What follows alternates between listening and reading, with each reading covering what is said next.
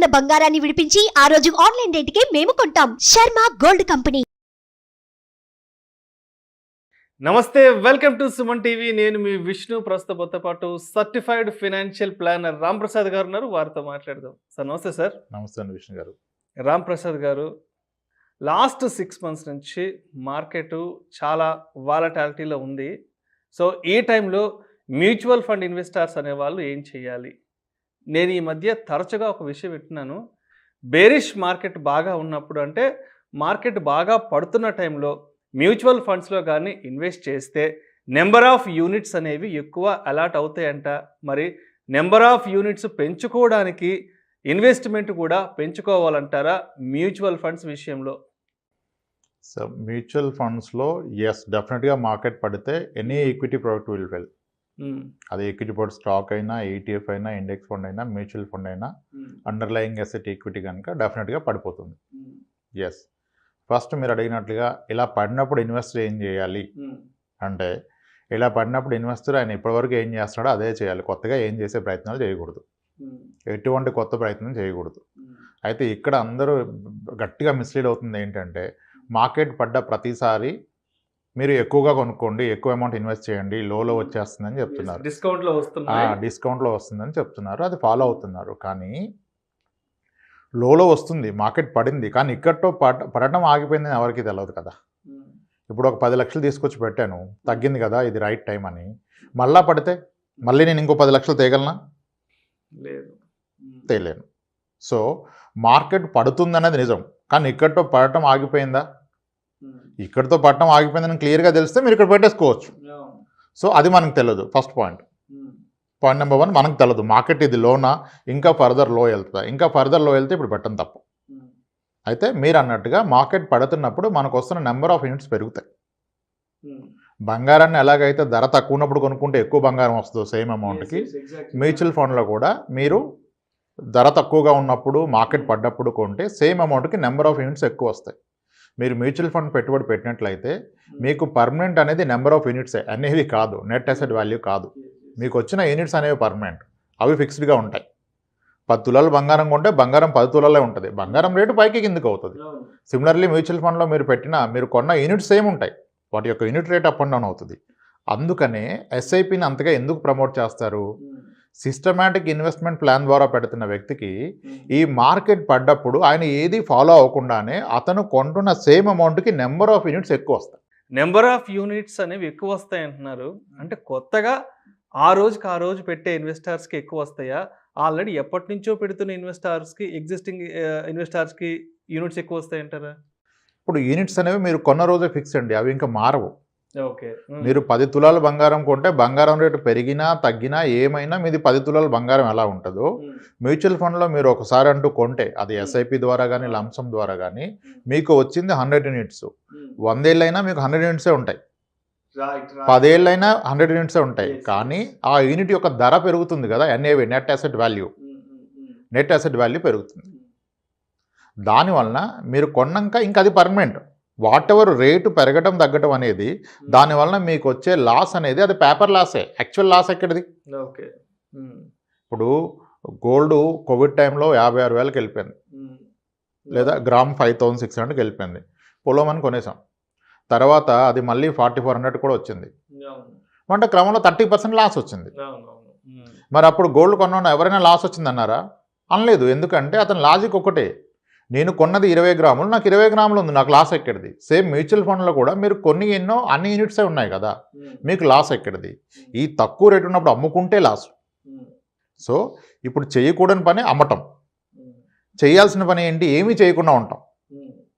So somehow ఇప్పుడు average చేయాలనే పదం నాకు అంతగా కరెక్ట్ అనిపించదు ఈక్విటీ మార్కెట్ విషయంలో. ఇప్పుడు ఇండెక్స్లు, ఈటీఎఫ్లు, small case baskets, number of blue chip stocks అన్నీ పడిపోయాయి కాబట్టి యావరేజ్ చేసుకోండి అని చెప్తున్నారు. అసలు యావరేజ్ చేయాలంటే ఏం కావాలి? ఫస్ట్ మనకి పైసలు కావాలి. మార్కెట్ పడిందని నాకు పైసలు ఎక్కడి నుంచి వస్తాయి? నా employer every month 1 lakh salary ఇచ్చేవాడు, ఈరోజు మార్కెట్ పడింది కదా 2 lakhs తీసుకొని ఇస్తాడా? ఇవ్వడు. సో కాబట్టి ఒకవేళ ఈ లాజిక్ నమ్మి యావరేజ్ చేయాలి, ఎడిషనల్ ఇన్వెస్ట్ చేయాలంటే ఇన్వెస్టర్ ఏం చేస్తాడు? అప్పు చేస్తాడు. అప్పు చేసి ఇన్వెస్ట్మెంట్ పెట్టద్దు కదా, అప్పు చేసి ఇన్వెస్ట్మెంట్ పెట్టకూడదు కదా. సో కాబట్టి యావరేజింగ్ అనేది తప్పు. మార్కెట్ హైలో ఉంది, లోలో ఉన్నది అనే పదం కూడా తప్పే. అందుకే ఫస్ట్ మనకు ఒక స్టాండర్డ్ కోట్ ఉంది, time spend in the market can only give us return, timing the market can never give us return. మీరు లోలో ఉంది హైలో ఉందని మాట్లాడటం మొదలు పెడితే nothing but your timing the market. మార్కెట్ని టైమింగ్ చేయటం అనేది అది పాసిబుల్ కాదు. ఇప్పుడు 15 రోజుల క్రితం కనుక మార్కెట్ పడిందని యావరేజ్ చేసుకుని ఉంటే ఇప్పుడు ఆయన పరిస్థితి ఏంటి? మళ్ళీ పడింది కదా, ఇప్పుడు మళ్ళీ యావరేజ్ చేయడం డబ్బులు ఎక్కడి నుంచి వస్తాయి ఆయనకి? సో అందుకనే మొదటి నుంచి మన ప్రతి వీడియోలో నేను చెప్తుంది ఒకటే విషయం, మీ ఆబ్జెక్టివ్ ఆఫ్ ఇన్వెస్ట్మెంట్ ఏంటి, మీరు ఎందుకు పెడుతున్నారు? జూన్లో స్కూల్ ఫీజు కట్టే వ్యక్తి ఆ డబ్బులు కనుక పిల్లల స్కూల్ ఫీజు జూన్ జూలైలో కట్టాల్సిన వ్యక్తి ఈరోజు మార్కెట్లో పెడితే పరిస్థితి ఏంటి? మ్యూచువల్ ఫండ్లో పెడితే పరిస్థితి ఏంటి? కట్టలేడు. కానీ ఇప్పుడు పిల్లోడు వచ్చి 8th క్లాస్ చదువుతున్నాడు, అతని గ్రాడ్యుయేషన్కి 2028లో కట్టాలి ఫీజు, ఆయనకి ఇబ్బంది లేదు కదా. ఆయన 10 లక్షలు పెట్టాడు మ్యూచువల్ ఫండ్ స్టాక్స్, అది 7 లక్షలు అయిపోయింది. ప్రాబ్లం ఏంటి?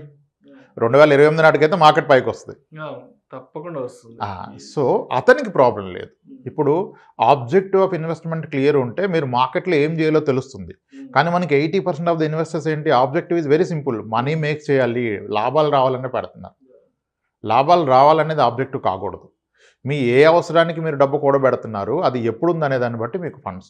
ఇప్పుడు మ్యూచువల్ ఫండ్స్ అంటే అందరం ఈక్విటీ మ్యూచువల్ ఫండ్స్ మాడుతున్నాం. మ్యూచువల్ ఫండ్స్లో పలు రకాలైన ఫండ్స్ ఉన్నాయి, over night funds, liquid funds, short duration funds. Over night fund అంటే ఏంటండి? ఓవర్ నైట్కి ఇన్వెస్ట్మెంట్ చేయొచ్చు మ్యూచువల్ ఫండ్లో. లిక్విడ్ ఫండ్ 1 వీక్కి 1 డేకి 1 మంత్కి liquid funds are ideal. Okay, ఇంత కాంప్లికేషన్ ఎందుకంటే మీకు 3 మంత్స్కి 4 మంత్స్కి అయితే ఫిక్స్డ్ డిపాజిట్ ఐడియల్ అండి. Bank fixed deposit 90 days is most ideal product for a 90 days investment. ఇప్పుడు కొన్ని బ్యాంక్స్ సేవింగ్స్ అకౌంట్ మీద 5.5 to 6 ఇస్తున్నాయి. అన్ని బ్యాంక్స్ కాదు, కొన్ని బ్యాంక్స్, ఐడిఎఫ్సి ఫస్ట్ లాంటి బ్యాంక్స్ ఇప్పుడు ఇస్తున్నాయి. సో లిక్విడ్ ఫండ్ కూడా 3.5 వేస్తుందండి, గొప్పగా ఏమి ఇవ్వట్లా. సో మీ అవసరం ఏంటో తెలిస్తే మీరు ఎక్కడ పెట్టాలో తెలుస్తుంది. ఇప్పుడు జూలైలో జూన్లో ఫీజు కట్టాల్సిన వ్యక్తి ఎక్కడ పెట్టాలి మనీని? ఖచ్చితంగా బ్యాంక్లోనే పెట్టాలి. బ్యాంక్లోనే పెట్టాలి. అత్యాసకెళ్ళి మార్కెట్ బాగా పెరుగుతుంది, ఈ స్టాక్ కొంటే డబుల్ అవుద్ది అంటే అది రివర్స్ కూడా అవుతుంది. అప్పుడు స్కూల్ ఫీజు కట్టలేరు కదా. నేను ఇప్పుడు మా అబ్బాయి స్కూల్కి వెళ్తున్నాడు, నేను కాలేజ్ ఫీజు కట్టడానికి డబ్బులు దాస్తున్నాను, 6 ఏళ్ళు 8 ఏళ్ళు టైం ఉందంటే మీరు ఎక్కడైనా పెట్టచ్చు. అంతేగాని మార్కెట్ పెరుగుతుంది నేను పెడితే వచ్చేస్తుంది. ఎస్, మ్యూచువల్ ఫండ్స్ కానీ స్టాక్ మార్కెట్స్ కానీ విత్ ఇన్ క్వార్టర్లో 30% పెరిగిన ఉన్నాయి, ఆ దాఖలాలు ఉన్నాయి. విత్ ఇన్ క్వార్టర్లో 30% పెరిగాయి. అన్ని స్కీమ్స్ 10 years ఓల్డ్ ఉన్న స్కీమ్స్ అన్ని బెస్ట్ క్వార్టర్ పర్ఫార్మెన్స్ చూస్తే మీరు మనీ కంట్రోల్కి వెళ్ళి విత్ ఇన్ క్వార్టర్లో 30% పెరిగాయి. సిమిలర్లీ వర్స్ట్ క్వార్టర్ చూస్తే విత్ ఇన్ క్వార్టర్లో 30% పడిపోయింది. మరి 3 నెలల్లో నాకు అవసరం ఉంటే నేను పెడితే 30% పడే అవకాశం కూడా ఉంది కదా. So it's has to be objective of investment should be right. మీరు యావరేజ్ చేయాలా, అమ్మాలా, కొనాలా? ఓకే, మ్యూచువల్ ఫండ్స్లో లాసులు రావండి. మ్యూచువల్ ఫండ్ లాస్ రాదు, ఇన్వెస్టరే లాస్ తెచ్చుకుంటాడు. ఎందుకు? యూనిట్స్ తగ్గితే లాస్. మీరు ఆ టైం ఇస్తే రాదు కదా. మీరు ఎందుకు పెట్టారో తెలిస్తే ఆ టైం తెలుస్తుంది. మీకు ఎందుకు పెట్టారో తెలియదు కనుక మీకు టైం తెలియదు, ఈ మార్కెట్కి రియాక్ట్ అవుతారు.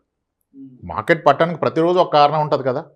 ఇప్పుడు గత 3 ఏళ్ళుగా గ్లోబల్ పారామీటర్స్ చాలా కారణాలు అయిపోయినాయి. రీసెంట్గా లాస్ట్ 1 weekగా మనం రెపో రేట్లు పెంచాం, యూఎస్ ఫెడ్ రేట్లు పెంచింది. సో డాలర్ అంతా వెనక్కి వెళ్ళిపోతుంది. ఫారిన్ ఇన్వెస్టర్స్ అంతా అక్కడ ఫెడ్ రేట్లు పెరిగాయి కనుక హ్యాపీగా ఇక్కడ డబ్బులు తీసేస్తున్నారు. ఇది 6 నెలలుగా జరుగుతుంది, ఈ మధ్య కాస్త ఎక్కువగా జరుగుతుంది. అందుకని మార్కెట్ ఫాల్ కాస్త పెరిగింది. ఇది ఎప్పుడు రివర్స్ అయిద్దో మనకు తెలియదు.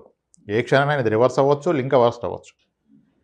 కానీ ఒక 6 ఏళ్ళు 8 ఏళ్ళు ఉంటానంటే ఇబ్బందే లేదు.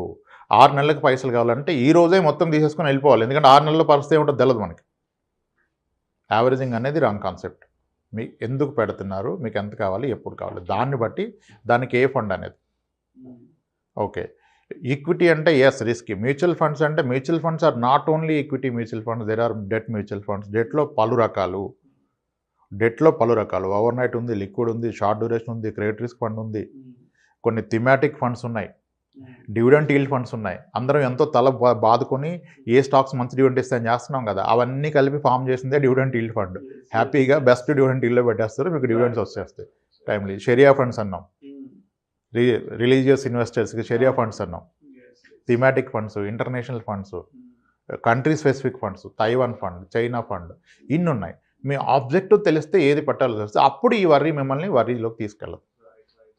అలా ప్లాన్ చేసుకోవాలి. మొత్తంగా మరి ఇప్పుడున్న ఈ మార్కెట్ కండిషన్స్లో కొత్తగా ఇన్వెస్ట్మెంట్ పెడదాం అనుకునే వాళ్ళకి, అదేవిధంగా ఆల్రెడీ ఎగ్జిస్టింగ్ ఇన్వెస్టర్స్కి మరి మీరు ఎటువంటి సూచనలు, సలహాలు తెలియజేస్తారు? ఎగ్జిస్టింగ్ ఇన్వెస్టర్స్ ఎందుకు పెట్టారో మీరు దానికోసమే పెట్టండి. మార్కెట్ పడిందని, పెరిగిందని మీరు ఎటువంటి రియాక్షన్ వద్దు. కొత్తగా వచ్చే వాళ్ళు ఎందుకు వస్తున్నారో తెలుసుకోండి ఫస్ట్ మీరు. అందరికీ వచ్చాయని మనకు వస్తాయి అనుకోవద్దు. మ్యూచువల్ ఫండ్స్లో 3 ఏళ్ళు పెట్టాక నెగిటివ్ రిటర్న్ ఉన్న టైం చాలా ఉన్నాయి. లంసం పెడితే 5 ఏళ్ల తర్వాత కూడా నెగిటివ్ ఉంది. ఎస్ఐపి పెడితే కూడా 3 ఏళ్ల తర్వాత నెగిటివ్ రిటర్న్ ఉంది. సో మీకు 3 ఏళ్ళలో డబ్బులు కావాలని ఈక్విటీ మ్యూచువల్ ఫండ్లో పెడితే మాత్రం అది తప్పే. వస్తున్న వ్యక్తి తెలుసుకోవాలి, నేను ఎందుకు పెడతాను, ఎప్పుడు కావాలి, ఆ పీరియడ్కి మ్యూచువల్ ఫండ్ కరెక్టా కాదా, నా 7 ఇయర్స్ పీరియడ్కి మ్యూచువల్ ఫండ్ కరెక్టా కాదా. సిమిలర్లీ ఎగ్జిస్టింగ్ ఆయన క్లారిటీ ఉంది కదా, ఆయన కూతురు పెళ్లి గురించి పెట్టిన అతను ఇప్పుడు ఎందుకంటే ఆయనకు వరి, కూతురు 3వ తరగతి చదువుతుంది, పెళ్ళికి ఇంకా 20 ఏళ్ళ టైం ఉంది, ఆయనకు వరి లేదు. So mutual funds are subject to market risk. Yes, మనం ఫస్ట్ దీన్ని అర్థం చేసుకోవాలి. ఈ సైకలాజికల్గా వచ్చే రిస్క్ ఎక్కువ మార్కెట్ రిస్క్ కన్నా. మార్కెట్ రిస్క్ మీ డబ్బులు తినేదు, మీరు సైకలాజికల్గా మీరు ఎప్పుడైతే రిస్క్ అని ఫీల్ అవుతారో మీ డబ్బులు పోతాయి. ఇప్పుడున్న లాస్ అంతా పేపర్ మీదే కదండి లాస్. మీకు తగ్గిందంటే ఎక్కడ తగ్గింది, మీరు అమ్ముకుంటే తగ్గింది, అమ్మకపోతే తగ్గింది ఏం లేదు, మీకు వచ్చిన యూనిట్స్ అలాగే ఉన్నాయి. అందుకనే మ్యూచువల్ ఫండ్స్ని ఎప్పుడు యూనిట్స్లో మెజర్ చేయండి, ఎన్ఏవిలో మెజర్ చేయదు. నాకు ఎన్ని యూనిట్స్ ఉన్నాయి, ఎన్ని యూనిట్స్ అక్కడ ఉన్నాయి, టార్గెట్ షుడ్ బి యూనిట్స్. ఇప్పుడు వెరీ ఓల్డెస్ట్ ఫండ్స్ ఇప్పుడు గత 6 ఏళ్ల క్రితం, ఇంచుమించుగా 6 నెలల క్రితం మనం మాట్లాడాం. నిప్పాన్ ఇండియా గ్రోత్ ఫండ్ వచ్చేసి 1995లో స్టార్ట్ అయింది, 2300కి వెళ్ళిపోయింది అనేవని. ఇప్పుడు 800కి వచ్చేసింది. ₹1,00,000 పెడితే 2 కోట్ల 20 లక్షలు, 2 కోట్ల 30 లక్షలు అన్నాం, ఇప్పుడు 1,80,00,000కి వచ్చింది. కానీ నిజంగా అప్పటి నుంచి పెట్టినందుకు అదేం లాస్ కాదుగా. ₹1,00,000 పెట్టి 2 కోట్లు అయిన వ్యక్తి 1,80,00,000 అయినా లాస్ లేదు. కానీ మొన్న ఆ మాటలు విని పెట్టి ఎవరైతే మొన్న ₹1,00,000 పెట్టి అది కిందకి వెళ్ళిపోయింది 80,000కి, అతనికి loss. So objective should be clear అండి. Right, thank you sir, thank you so much Ram Prasad garu. ఇప్పుడున్న ఈ వాలటాలిటీ మార్కెట్లో మ్యూచువల్ ఫండ్ ఇన్వెస్టర్స్ అనేవాళ్ళు ఎటువంటి జాగ్రత్తలు తీసుకోవాలి, ఎటువంటి విషయాల పట్ల అవగాహన పెంచుకోవాలి అనే అంశం గురించి ప్రేక్షకులకు మీ విశ్లేషణ ద్వారా చాలా చక్కగా వివరించారు. Thank you so much sir. Right అండి విష్ణు గారు, థ్యాంక్స్. ఇలాంటి మరిన్ని interesting videos and valuable information కోసం వెంటనే మా ఛానల్ను సబ్స్క్రైబ్ చేయండి, లైక్ చేయండి, షేర్ చేయండి. అదేవిధంగా మీ అభిప్రాయాలను వీడియోస్ కింద కామెంట్స్ రూపంలో మాకు తెలియజేయండి. This is Vishnu signing off.